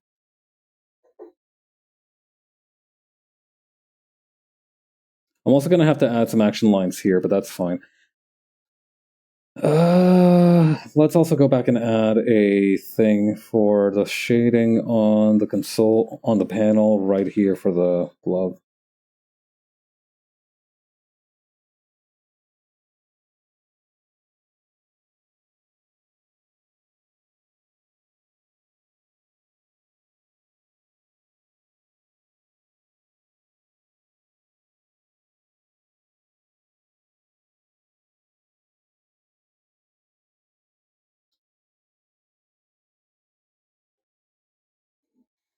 Okay.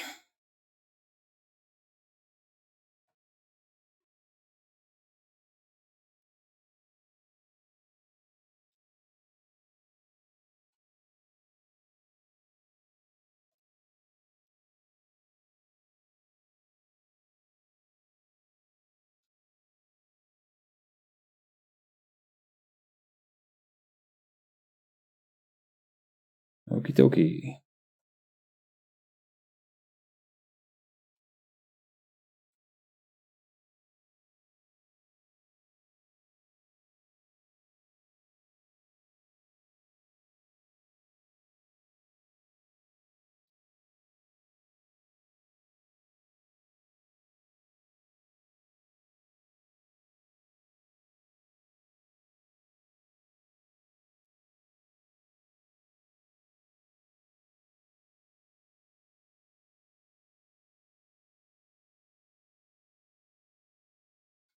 Okay.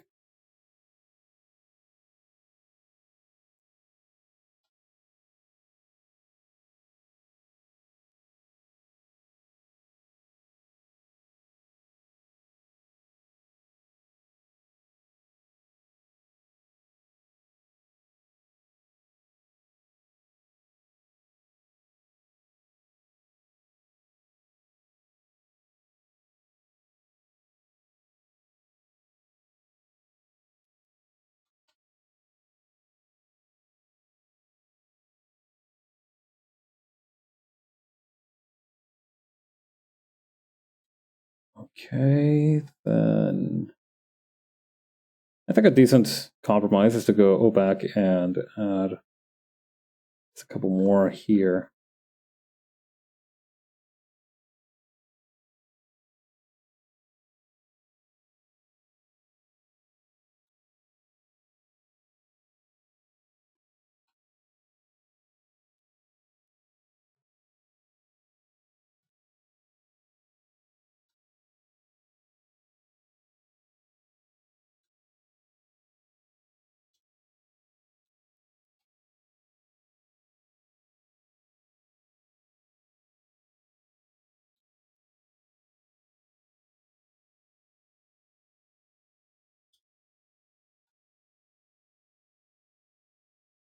Okay, the next up is the helmet shading.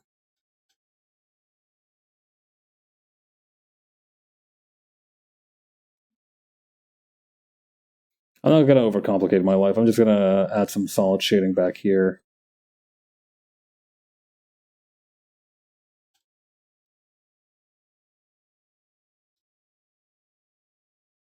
And over here too, why not?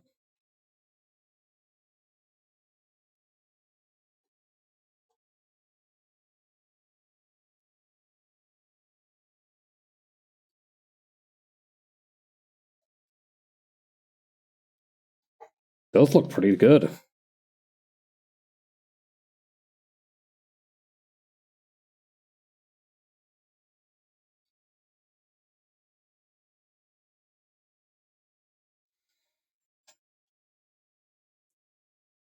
I think the next part is skin over here.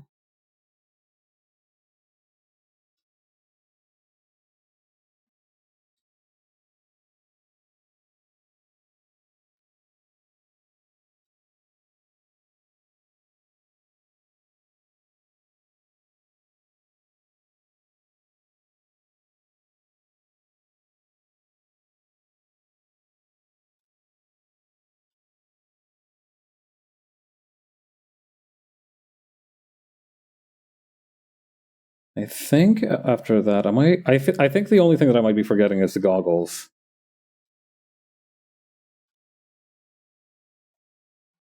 Speaking of which, I don't think I added white streaks to the goggles in the previous panels. I'm going to have to go back and correct that.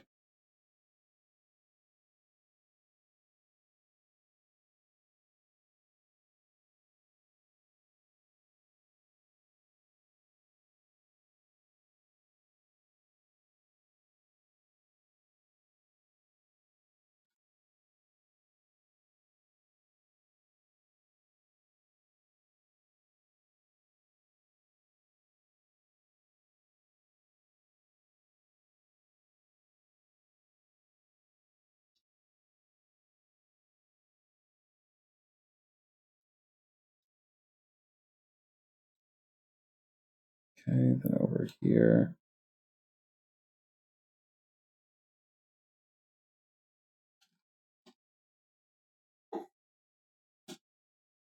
Oh, can't forget the leash in here.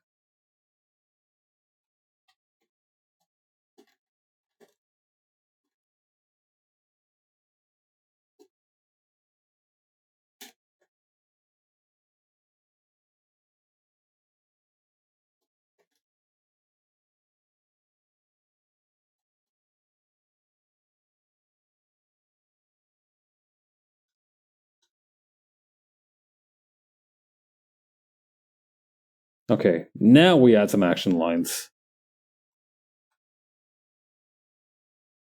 Hold on. For that, I think the most prudent way to do this is to hang on.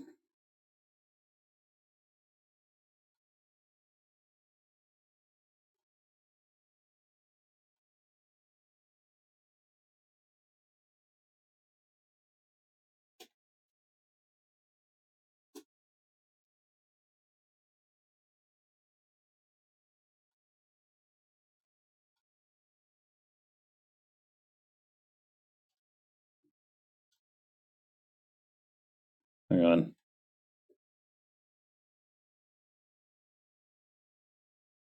I think it might be better to make these into this brown color.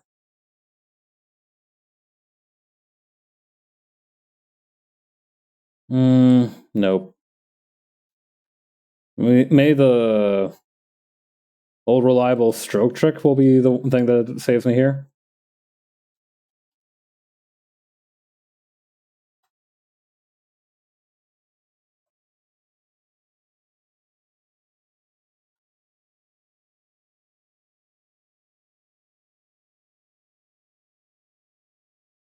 Maybe my issue is that it looks like it's only going in one direction when it should be more like this.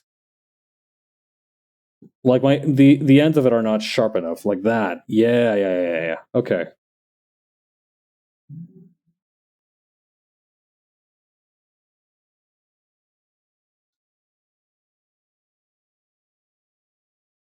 I think after that, the only thing I really have left to add is, hang on, maybe some shade on Horatio's horn back there. Specifically on, wait, which part of these is, oh, it's you. Okay.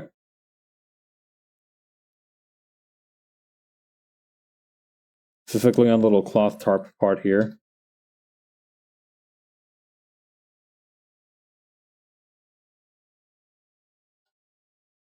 Okay.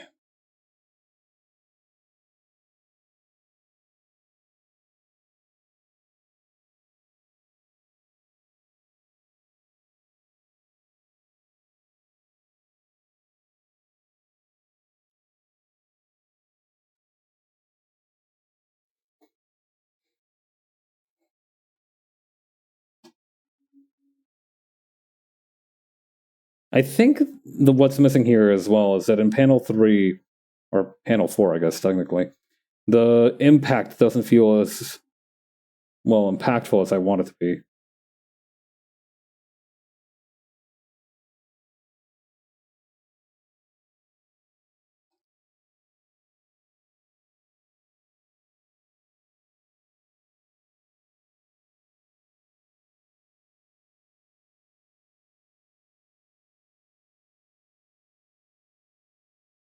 Maybe what I can do is just grab this one, copy and paste it, and then make it smaller.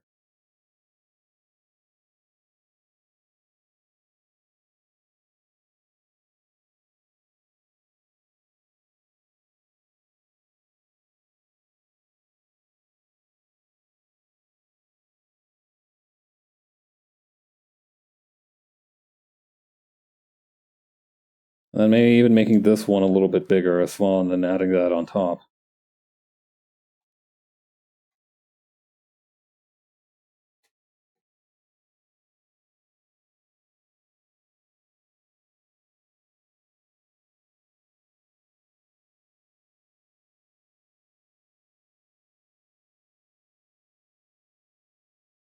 Wasn't there like, can I still use the fingertip smudge?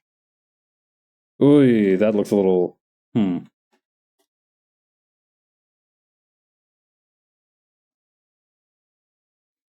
You know what, maybe I could just use a brush.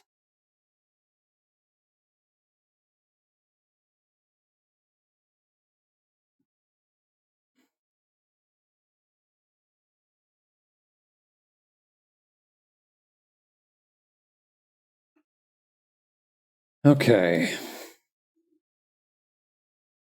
Yeah, I think we're done.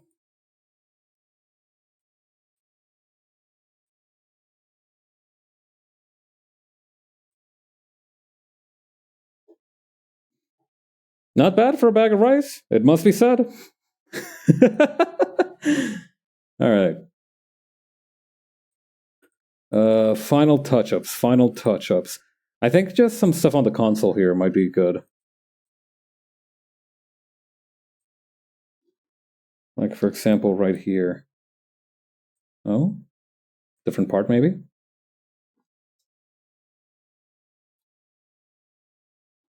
Hang on. Increase by 1 pixel. Then just go ham.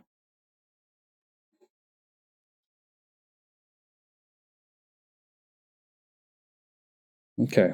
Then in this one, similar situation. For the console here. Wrong thing to select. I did not mean to select that. There we go. That way things are just a little bit more consistent.